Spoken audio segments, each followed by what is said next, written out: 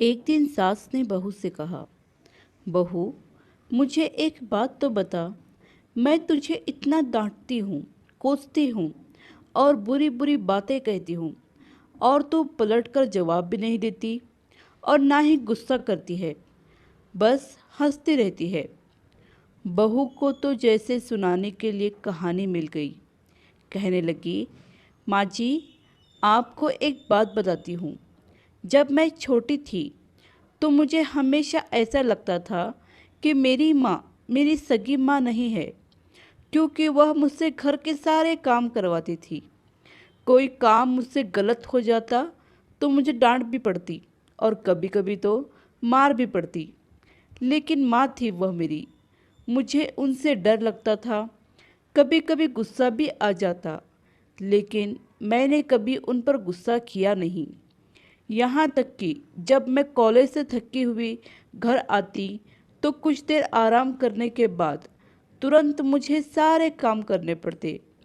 फिर जब मेरी भाभियाँ आई तो जैसे मेरे काम और ज़्यादा ही बढ़ गए। होना तो यह चाहिए था कि बहू आई तो सारी जिम्मेदारियां उस पर डाल दी जाए, लेकिन मेरी माँ ने फिर भी मुझसे ही सारा काम करवाया। कभी कभी तो भाभीियों का काम भी मुझसे करवाए और कहती, कर दिया करो, कुछ नहीं होगा, तुम्हें ही आसानी होगी जब तुम अपने ससुराल जाओगी।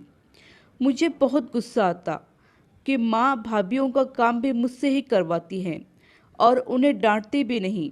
फिर मेरी शादी के 2 दिन पहले मेरी माँ ने मुझे बड़े प्यार से अपने पास बिठाया और कहने लगी, बेटा, आज तक समझना कि मैं तेरी सास थी।